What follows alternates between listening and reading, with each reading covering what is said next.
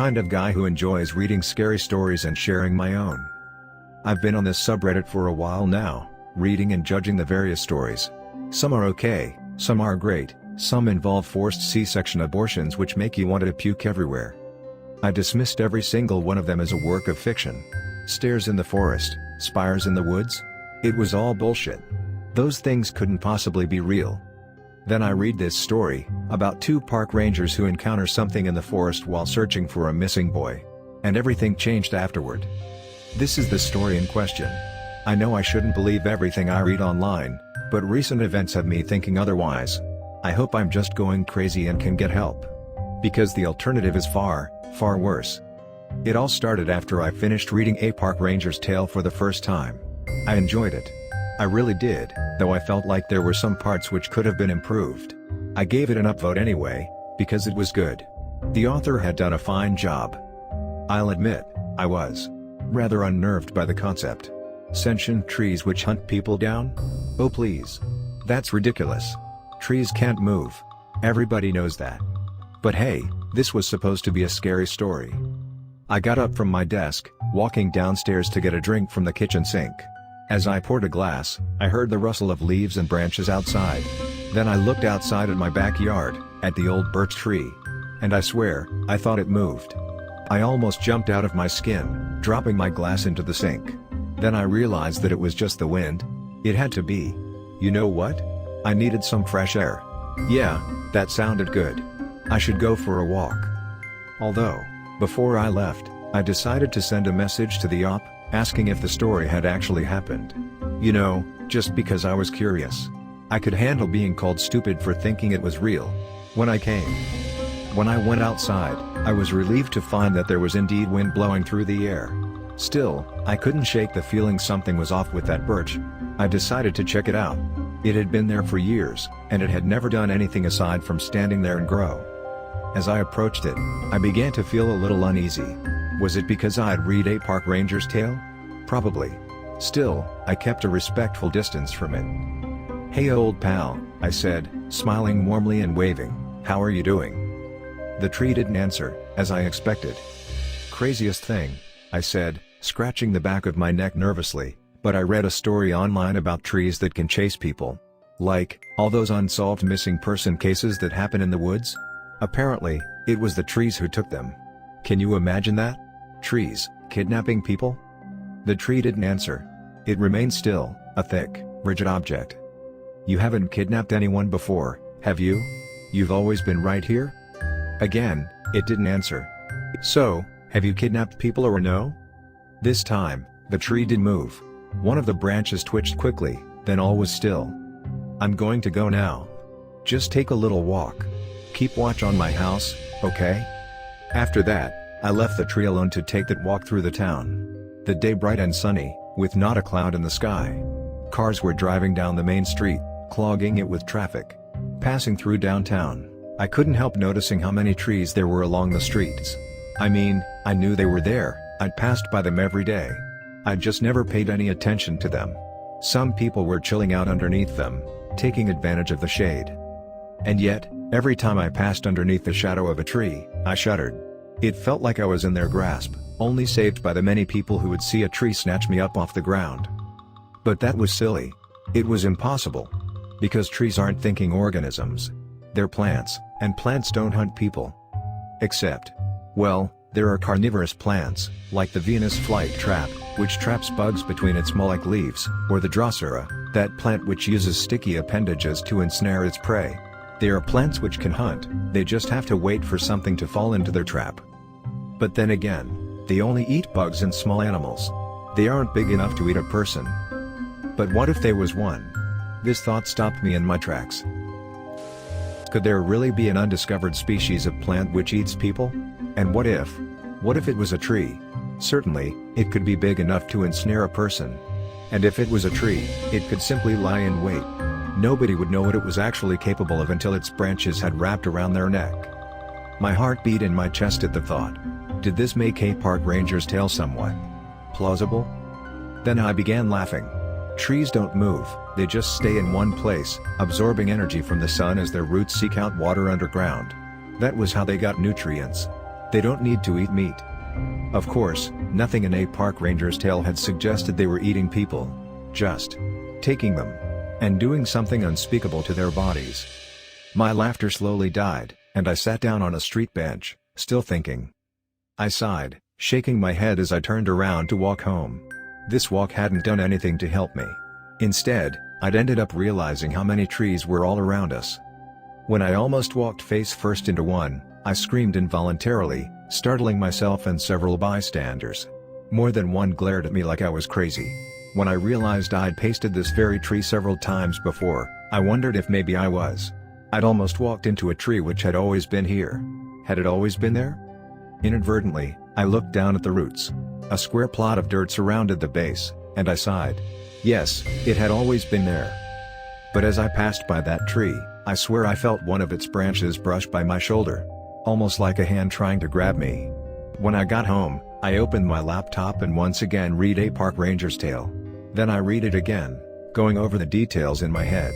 I kept reading it, trying to make sense of what was going on. I don't remember falling asleep, but I do recall waking up suddenly. Outside, the sun had set long ago, leaving only the night sky. There was no moon tonight, and my only source of light was the street light coming in through my window. I was still at my desk, my laptop opened in front of me. The screen was black, and when I moved my mouse, nothing happened. I tried to turn it on, and when nothing happened, I realized it was out of battery. Damn it, now it needed to charge. Where had I left my charger? I got up groggily from my seat, searching for the laptop cord when I heard a branch snap outside. I paused, startled by the sudden noise. Without thinking, I took a look outside at the backyard. All I saw was the old birch tree, and what looked like a black cord dangling from its branches. Cautiously unlocking the back door, I crept down the steps in my bare feet, wincing as I walked across my gravel driveway until I reached the soothing grass. But the moment I did so, a chill wafted over me, and I shivered. That was strange. Isn't it the middle of summer? It was a short walk across the grass to the birch, but the moment I reached it, I felt another chill. Because now, I could see it was my laptop charger dangling from its branches. How had it gotten out here? My first thought was that someone had broken in and put it there, but I didn't understand why. I went back to bed after plugging in my laptop to charge. That could wait until tomorrow when I was fully awake. But as I tried to go to sleep, I couldn't stop thinking about a park ranger's tale. What if it was a true story? The next thing I knew, I opened my eyes to see the ceiling of my room above me as sunlight came in through the window. I sighed, relieved, and got out of bed. The first thing I did was look out my window. There were several branches connected to a large trunk, reaching across my roof and towards my window. That tree had been there a long time, ever since I'd moved into this house. More than once I'd slept while its branches tapped against my window during the night when the wind howled. Then I began to recall that sometimes, I hadn't heard the wind howling. Just those branches rustling against my window. I dismissed this as me putting a bunch of memories together into one conglomerated memory. Some things become so routine they blend together. But in the process, some details get lost. Thankful I had the day off, I spent my time thinking about a park ranger's tale. I now regretted ever having read that story in the first place. Because ever since I'd read it, I felt like I couldn't trust the trees I saw every day, all around me. Like I knew their secret and they didn't like that. When my stomach growled, I immediately went out to buy something to eat instead of staying at home. I may have had food in the house, but I didn't feel safe eating there. Not with the tree outside my bedroom window. I didn't care if I couldn't see it. Because just knowing it was there the entire night, peering in through the window as I slept, watching me. I didn't want to entertain the idea of what would happen if I did. I ate out at a small Coney Island restaurant. Food was decent and the game was on TV. The place had Wi-Fi, so I began browsing Reddit to alleviate my boredom. Imagine my horror when I came across the last thing I wanted to see. There was a post about the case of a boy who'd vanished while climbing a tree. The boy's name? Maxie Patton. Reading that name and remembering a park ranger's tale sent a shiver down my spine. It was absurd. Then I tried to rationalize it. Obviously, the author had used the case as a basis for his story. The thought of this made my stomach turn. Who would do something as sick as that? Profiting off a tragedy in such a way was repulsive. I was about to report it when I read the comments for the post. And what do I find? A discussion on how 2 of the park rangers involved had resigned from work soon after the case. Nobody knows why they did it. And nobody had heard from them since. They seemed to have vanished like so many others who had gone into the woods and never returned. Only, they had returned. Right? I didn't know what to do. Was this some kind of elaborate hoax? I'd never even heard of Maxie Patton before until I read a park ranger's tale. This had to be made up. Nothing on this subreddit is supposed to be a true story. Then I saw the message in my inbox. When I clicked it, I was at first relieved to see it was from the author of A Park Ranger's Tale. Until I read it. Yes, this is all true. Every word. Here are the credentials for my account. I don't need it anymore. I finished my dinner, paid, and ran home. But when I got there, do you know what I saw? The tree against my bedroom window. It hadn't moved. It was still there. It had always been there. I couldn't go back inside. Then I remembered the birch tree in the backyard. I'd spent so much time in that yard, invited friends and neighbors over as well, all while those things, were standing there, watching us. They were all around us, and we'd just let them stay there. This wasn't real, this wasn't happening. I had to convince myself it was all a hoax. And to prove it, before I went back inside, I took a rock and chipped off a piece of bark from the tree outside my window. When nothing happened, I smiled, now sure it was all a hoax. I could figure out why someone would go to such lengths for a hoax later. They must have forged everything about Maxie Patton. That night, as I lay in bed, I had a nightmare again. One I couldn't remember in great detail when I woke up. But what fleeting images I do remember was running through a misty forest full of trees.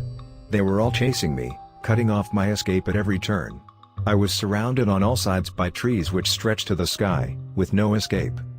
Then a birch approached me. Startled from my sleep, I started up at the ceiling, trying to get my thoughts together. And then I felt a breeze coming in from outside. The last thing I remember before going to sleep was making sure that the window across from my bed was closed. I could tolerate the tapping of the branches because I'd convinced myself it was all a hoax. Then I noticed I couldn't hear their taping. But I could still hear something else. Something far worse. The slow, methodical creaking of tree bark. Slowly, I turned, still laying in my bed, to face the window. My heart was racing, but I needed to know what was making that sound. In my heart, I already knew, but I didn't want to believe it. It couldn't be possible, this was all a hoax. It was too horrific to exist. But even if I didn't want it to exist, that didn't mean it had to heed my wishes. It was the tree I'd scrapped bark off of.